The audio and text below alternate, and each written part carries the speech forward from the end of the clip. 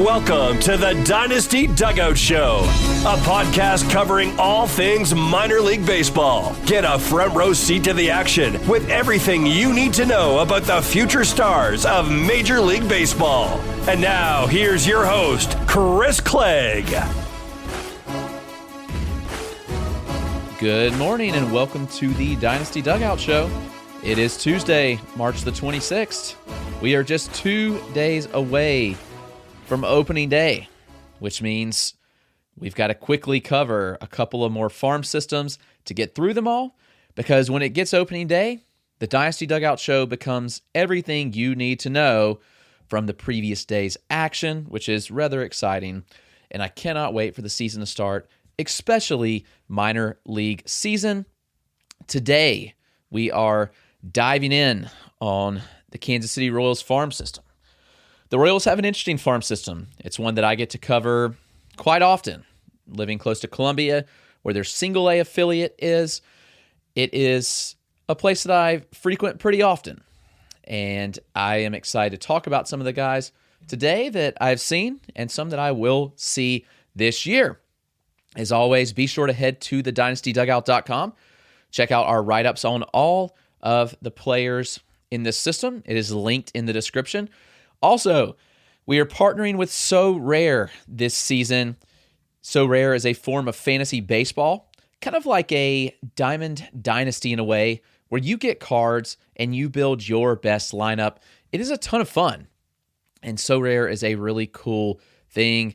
I would check out So Rare. Check out the link in the description here and enter your best lineup. They are doing a sweepstakes where you can get $500 of credit towards some cards. You can also win a Juan Soto signed bat, a Julio Rodriguez signed bat, a Juan Soto signed jersey, a Julio Rodriguez signed jersey, and 2 MLB game tickets, which is an awesome promotion. So be sure to check out So Rare. All you have to do, click the link below. Be sure you're following So Rare MLB, retweet it, and sign up using my link, and you will be good to go. Let's dive in. It's time to talk Kansas City Royals. At the top, Ramon Ramirez. And ultimately, there were some questions about having Ramon Ramirez at the top. But again, who else in the system is going to be at the top? I think that changed this year. I think the perception of the Royals farm system changes a little bit after some of these guys kind of blossom. But Ramirez right now is someone that I think is really going to take off. Should see him in Greenville this year. He was a $57K bonus in the 2023 international class, but it appears to be a really good find in the DSL last year. 8 home runs, 9 doubles in 150 plate appearances while slashing .344, .440, .615. He walked more than he struck out, which is not all that common for disciplined hitters in the DSL, but the data backs it here. Very strong contact in the zone. Had a 90% zone contact rate. He hits the ball very hard. He maxed out at 108, had a 102 ninth percentile EV. So be sure to check those out. Power comes pretty easily. He has a strong frame. He has quick hands. He's 18 years old, but already listed at 6 foot, 180. And like I said, the power just comes very easily. The numbers were impressive from a 17-year-old. I am excited to see what Ramirez can do this year, especially he'll be stateside. I am looking forward to Ramirez and some live looks at him because I think this is a special talent, and I think that he may wind up being a top dynasty catching prospect at least, and I am heavily investing in him where I can because I do think the stock really takes off. So Ramon Ramirez, the top prospect in this system for me at the moment. We'll keep going down, and I am checking in with another player that he currently has not played professionally. It's Blake Walters, who was drafted last year. Walters is an exciting player in this system who I think they absolutely nailed this pick. He's a right-handed pitcher.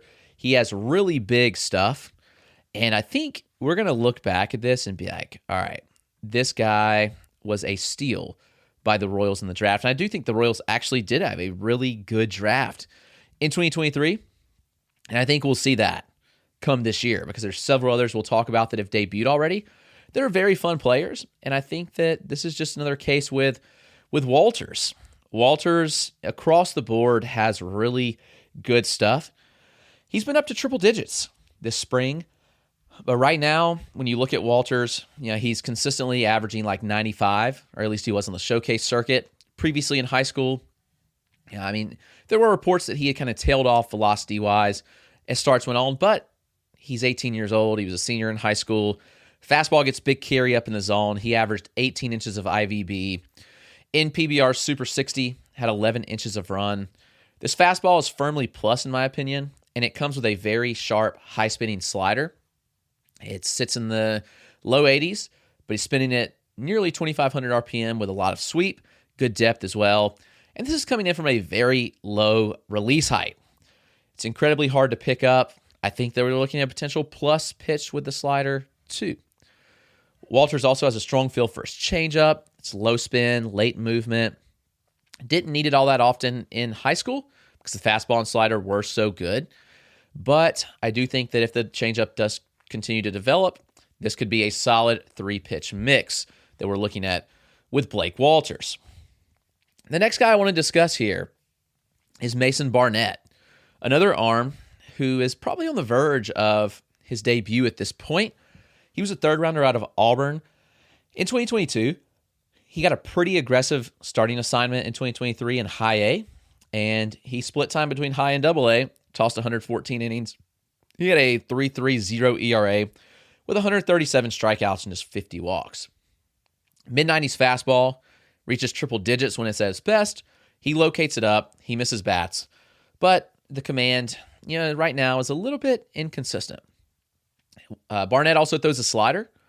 It's inconsistent in shape, but when he does snap it off, he gets a ton of swing and miss, and he gets chased out of the zone. I do think that he probably needs to find more of a consistent shape with it, and even consistent command at that. But if he can, I do think that we are looking at a plus potential offering. I do think that he blends it with the slider, or the slider and the curve blend at times. But the curve has more of a 12-6 shape when he is really throwing it well. He rounds out with a 86, 87 mile an hour changeup. It's mostly thrown to lefties, fading away from them. But looking at Barnett, he does have a true 3-pitch mix, and sometimes he throws that 4th pitch. He pitches from a semi-windup. He repeats his mechanics well. He throws strikes at an average clip. I don't think Barnett's all that flashy, but I do think he's ready. I think he's advanced, and I think he could debut pretty soon, which would be exciting. Keep going down the list here.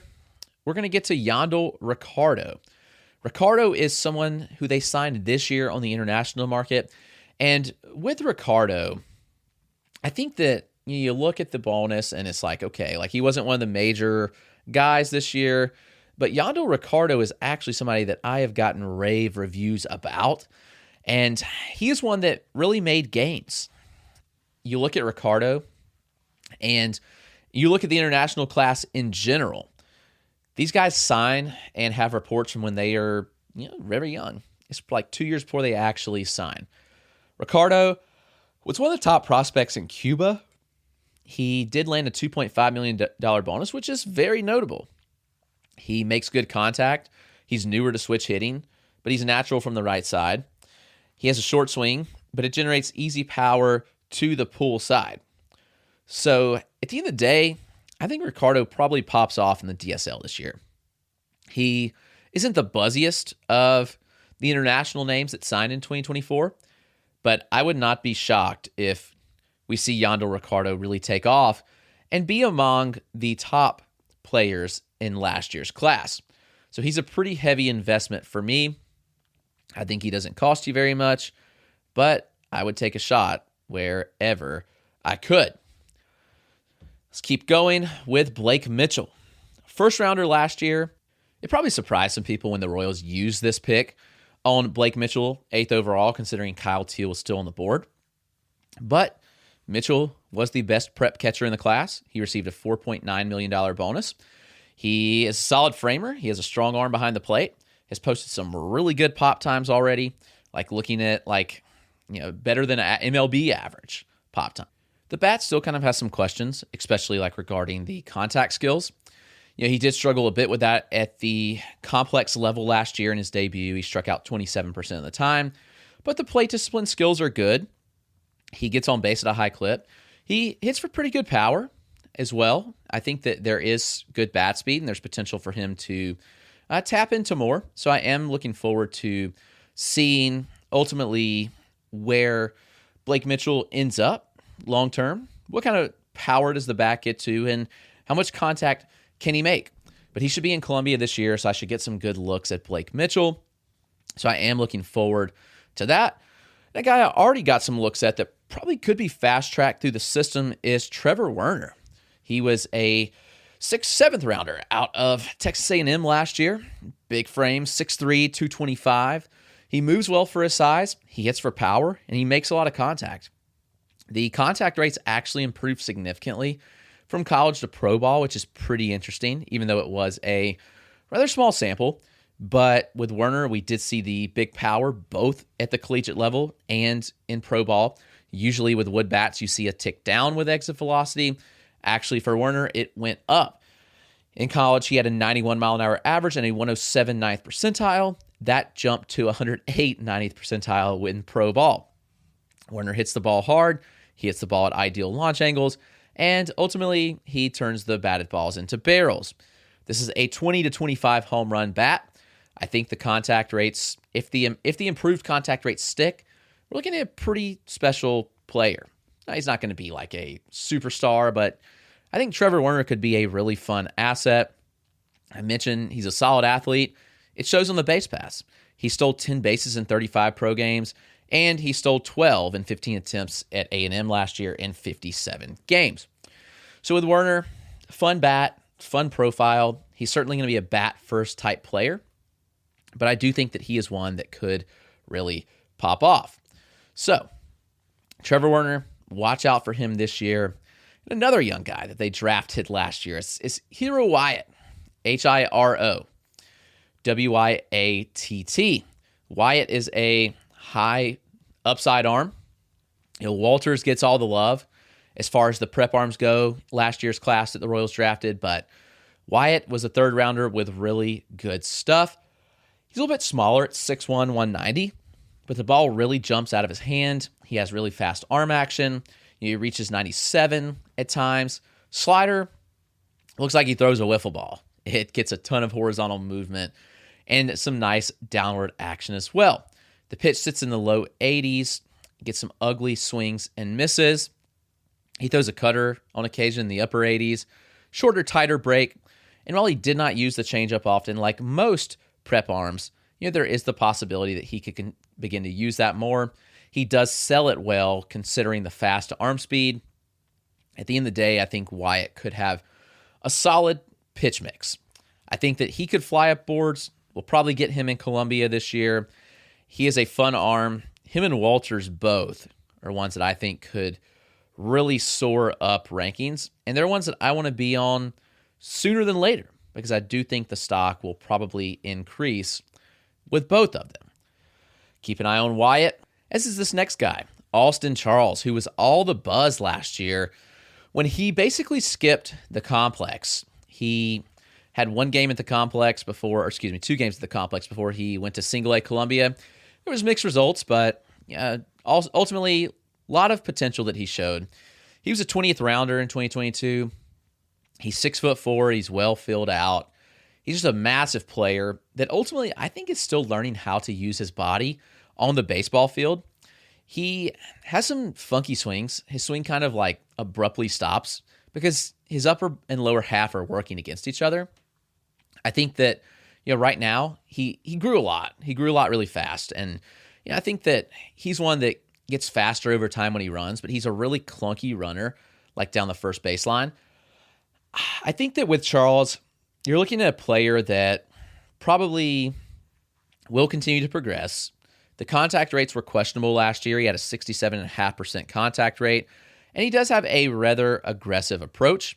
He struggled against good fastballs up in the zone.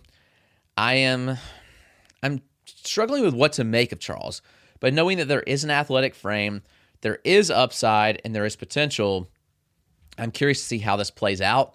But with the athleticism, I think there is a fun player to dream on with Charles. It all just depends on how he develops. A couple of other arms that we want to talk about here. Yeah, I mean, I hate that they traded David Sandlin because he was one of the upside arms to really like in the system, one of the best arms in the system, in my opinion. But he is now in Boston's org. But there are some guys that were very highly valued and I think could get back to there. And one of those is Frank Mazzucato. I think that was another shocking first-round pick when the Royals took Mazzucato 7th overall. He was a prep lefty out of Connecticut. He had an ideal frame, 6'3", 175, to really dream on and adding weight, adding velocity. But to this point, he has not done so. Mazzucato does repeat the mechanics well, but there is some inconsistencies with his strike throwing. The fastball velocity, when I've seen him last year, was not great. It was 89, 91. He did throw 93 innings last year between single and high A, and he had a 4.65 ERA. The strikeouts were there with 130, but he did walk 67. The splits were pretty noticeable. In Columbia, single A, Mazzucato dominated hitters with his curveball, compiling a 3.04 ERA, and 85 of his strikeouts came there in 56 innings. And then when he jumped to high A, the results were not so great, as he had a 7.12 ERA in 36 innings with 33 walks. The strike rate, below average. The number dropped as he moved to high A. There were some inconsistencies that I saw. The curveball was by far his best pitch. It is an 11.5 shape with a lot of downward action, and he misses a lot of bats with it. He used his changeup more last year, sitting 82 to 84 with some fade. And if the fastball ticks up, then the separation, I think, would allow for the changeup to play up. But at the moment, I think there is still a lot of question marks regarding Frank Mazzucato.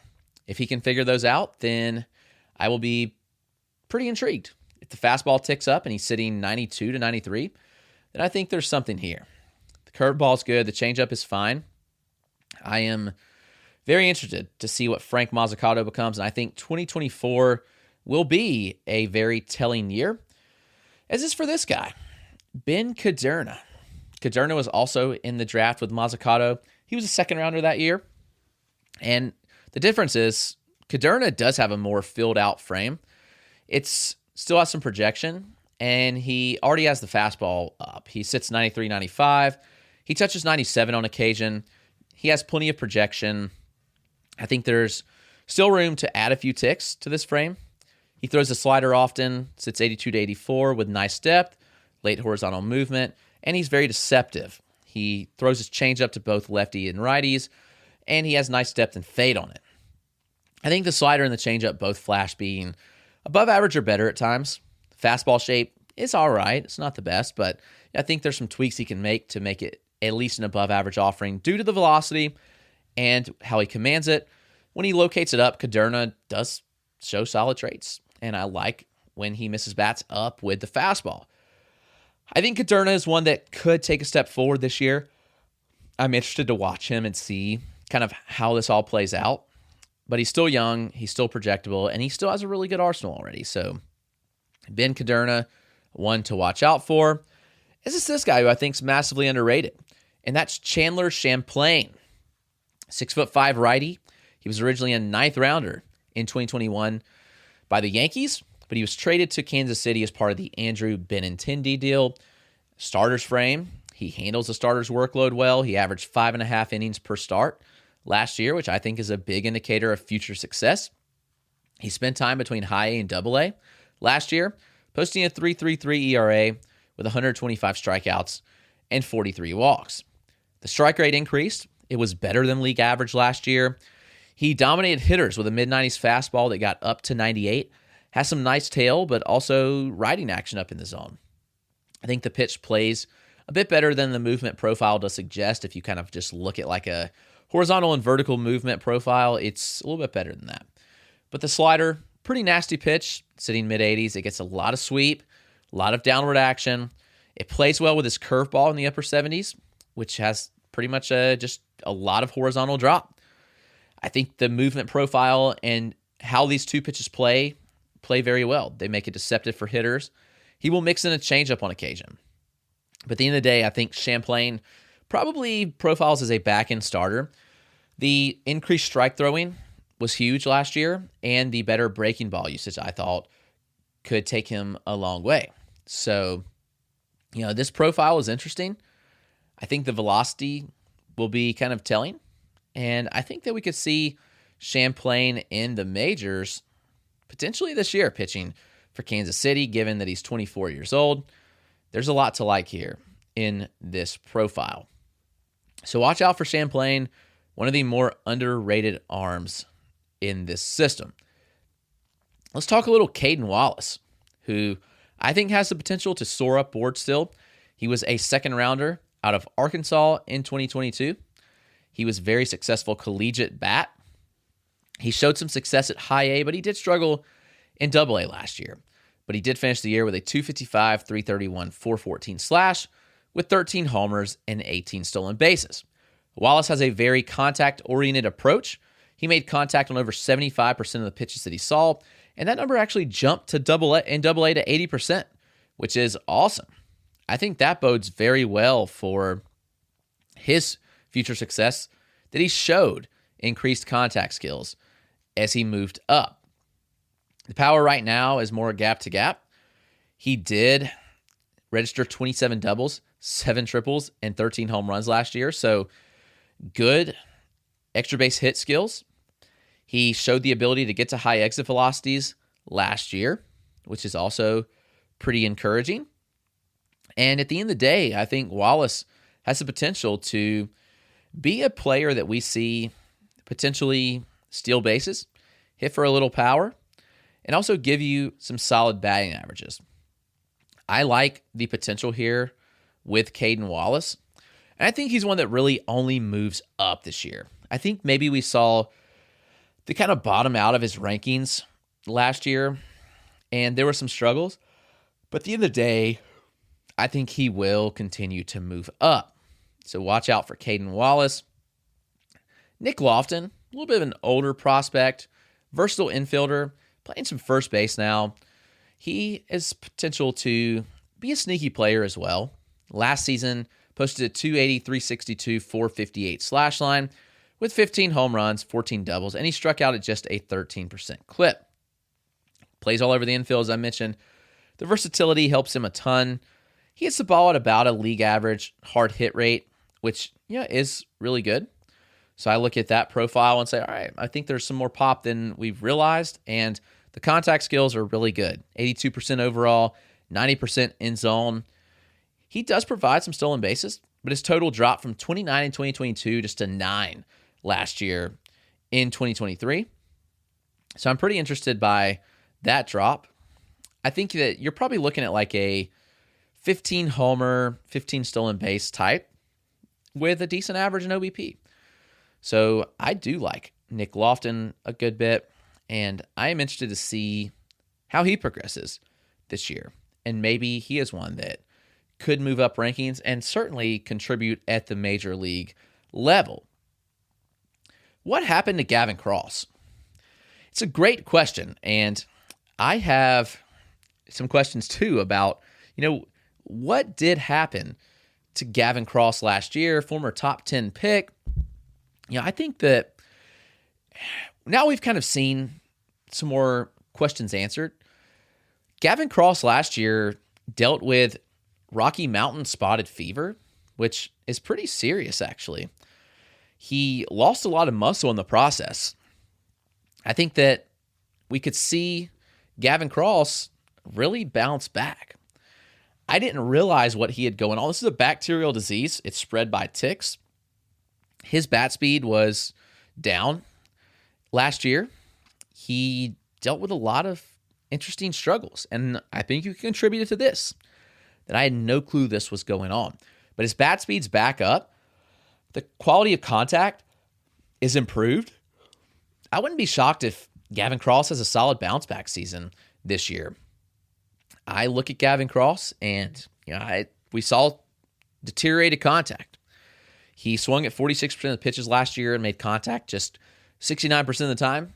He hit just 12 home runs while slashing 203, 298, 378. He's efficient on the base pass, though. 23 stolen bases last year, only caught 3 times. I do think there's a chance that Cross bounces back now that we know a little more. Knowing that Cross dealt with a major bacterial infection, like that's pretty serious stuff. So he could be one that really pops off this year, and I would not be surprised at all if we saw Gavin Cross bounce back, and I hope he does. Dealing with what he dealt with last year is extremely tough. So maybe, just maybe, it's Gavin Cross in for a big year. Left-handed pitcher, a little bit of an older prospect, Anthony Venenziano. He is one of the more underrated pitchers in this system. A big 6'5" lefty with very intriguing skills. He did make his major league debut last year. He spent most of his time in AAA, though, in which he posted a 3.55 ERA across 132 innings with 127 strikeouts and 48 walks. You look at the fastball, it's a 93-mile-an-hour fastball. It has decent ride. He gets decent horizontal movement on it as well. It's a very low vertical approach angle, which does allow the pitch to play up a bit. It's located best up in the zone. He uses a changeup as his most used secondary. He throws the slider a good bit as well. Both pitches are pretty solid. The changeup shows some nice fading action, had 14 inches of fade last season, and he throws strikes in an average clip. So with Venenziano, I think you're looking at probably a very high floor back end starting pitcher that just doesn't get the love and respect that he deserves. I do think Venenziano is going to be a solid major league arm for a long time. Maybe it's not the most productive or flashy, but this is the kind of player that I like. And I would look to take a shot on if I could in deeper leagues, because nobody really talks about Venenziano, and I think that he is a really good asset to have on your team. A couple of outfielders I want to talk about that the Royals drafted last year. One is Carson Roccaforte, who I think is pretty underrated. Roccaforte, what you see is what you get. He's a very high OBP type. He doesn't swing or chase very often. He got on base at a very high clip last year in his pro debut. Power's a question mark. He did have a 106-mile-an-hour ninth percentile in college with a metal bat, but it was just an 86-mile-an-hour average EV. Roccaforte's not the flashiest, as I said, but what he will do is he will make contact, he'll put the ball in play, and he'll get on base. I think we're probably looking at something like a potential 12 to 15 home run output, and he has 15 stolen base potential. So Roccaforte, not the flashiest player, but one that I think is pretty solid and could get the job done. Much like Jared Dickey, who was also drafted last year. And Dickey is another one that's not the flashiest. He has an interesting hand movement before the swing, so it's an interesting kind of load, but he does make it work, and he sprays the ball to all fields well. He has shown the ability to get to decent pop, and at the end of the day, I think Dickey might be a pretty underrated bat and outfielder at this. So I like Jared Dickey a little bit, as well as Spencer Nevins. Another one that's undersized, but he can hit. He does a lot of things well. He was a 5th round out of Missouri State last year. Patient hitter, ton of contact, gap-to-gap power with good contact skills.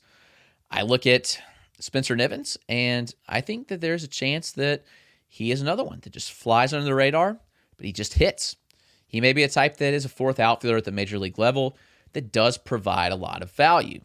So watch out for those 3 outfielders they drafted last year. They were very solid in my looks. I do want to talk about a couple of more arms. Steven Zobak, pretty underrated. He pitched mostly out of the bullpen in college, but Zobak had a really strong 2023 season in which he posted a 3.47 ERA across 90 2/3 innings. He pounds the zone. He throws a lot of strikes. His fastball sits between 93 and 96. It has good ride and good run to it. I look at the changeup. It's a very solid offering too. It has late depth and fade. And he also throws a sweeper with a lot of horizontal movement, sitting 82 to 85 range.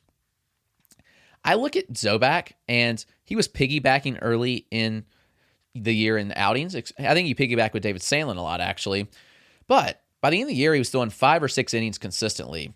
And this is the type of player that I kind of want to invest in. I think he is a very sneaky arm for deeper leagues and one that I think could really pop off.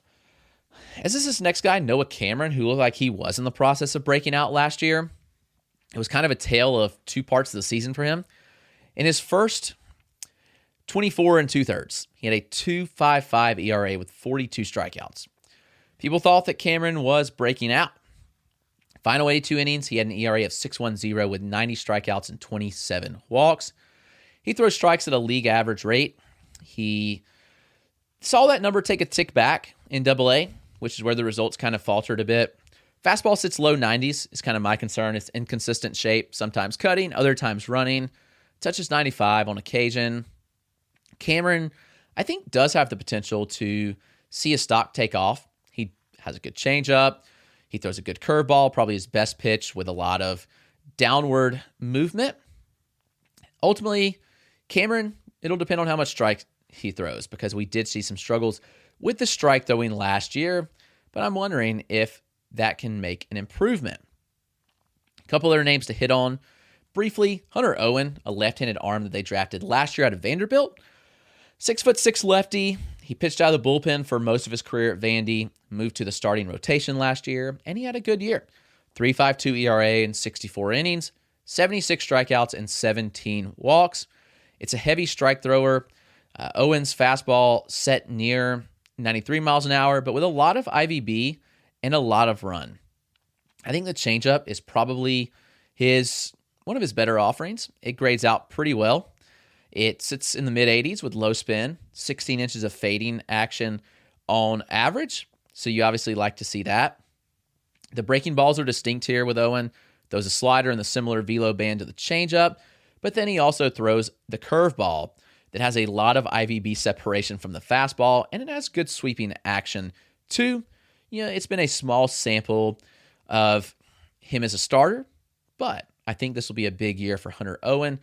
One to watch out for, because I really do like this profile. A couple other names. Javier Vaz was a very buzzy name. He is a high contact hitter, but for fantasy, I'm not all that sure what Vaz brings to the table. He's a high contact. He does provide some speed, but he's not going to hit for much power, in my opinion. He was one of 2 minor league hitters last year to run a swinging strike rate below 3.3%. Very selective, made contact at a 91% clip. He was really, really solid. The quality of contact, not there. A lot of his batted balls ended up as easy pop flies. He has an uppercut swing. So I think there are some concerns despite the high contact rates. He is a plus runner. He did steal efficiently when he got on base. 30 of 33, which is rather impressive. There is some question about the impact, and that's my biggest question, is how much can he really impact the ball? A couple of more players. Carter Jensen, a catcher that I still like a lot, that I think plays up well in an OBP type format because he does walk at a high clip and he does get on base. He did post an interesting slash last year. 211, 356, 363, which doesn't look great, but I actually think the contact skills are much better than the batting average suggests. Jensen is a passive hitter. That's his biggest flaw. He works too deep into accounts, and he doesn't get great pitches to hit. The underlying data does look good and gives some reasons to be optimistic about Carter Jensen. There's some decent pop here, and the OBP skills, I think, are a really good asset. So watch out for Carter Jensen. He may be one that could take that step forward this year, and I'd watch out for.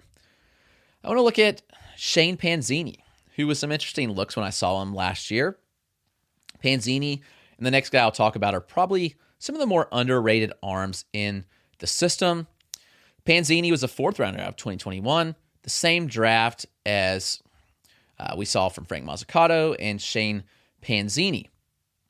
Last year, we saw Panzini have a interesting up and down kind of year. He posted a 4.47 ERA, 92 strikeouts and 51 walks before 2 rough Double-A starts kind of ended the season on a sour note. The numbers were actually pretty good beforehand, but if you take out those 2 starts with 9 earned runs apiece, then all of a sudden you are looking at a pretty solid line for the year. Fastball sits low 90s. He throws a wipeout slider. He has a firm changeup.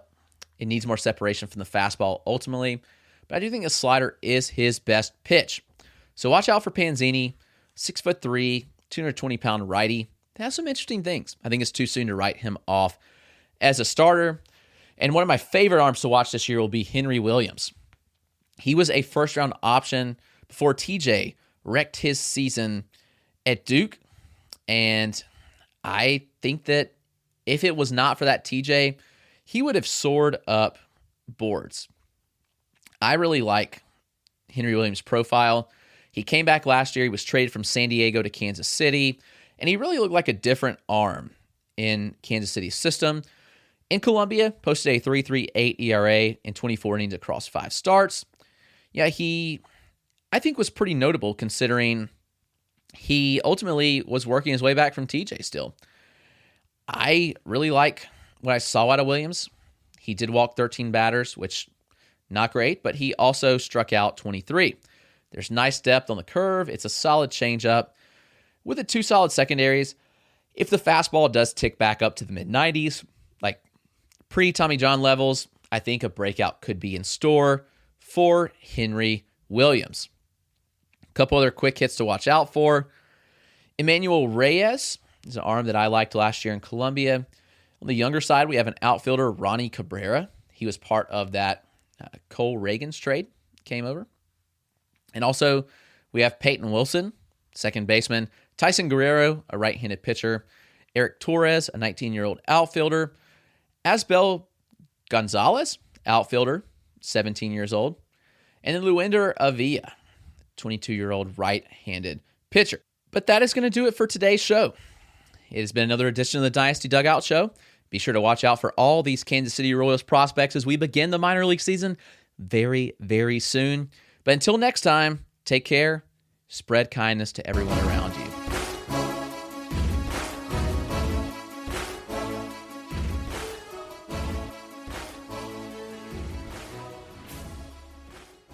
If you're running a retail business, don't let disorganized order fulfillment cause chaos. Use ShipStation instead.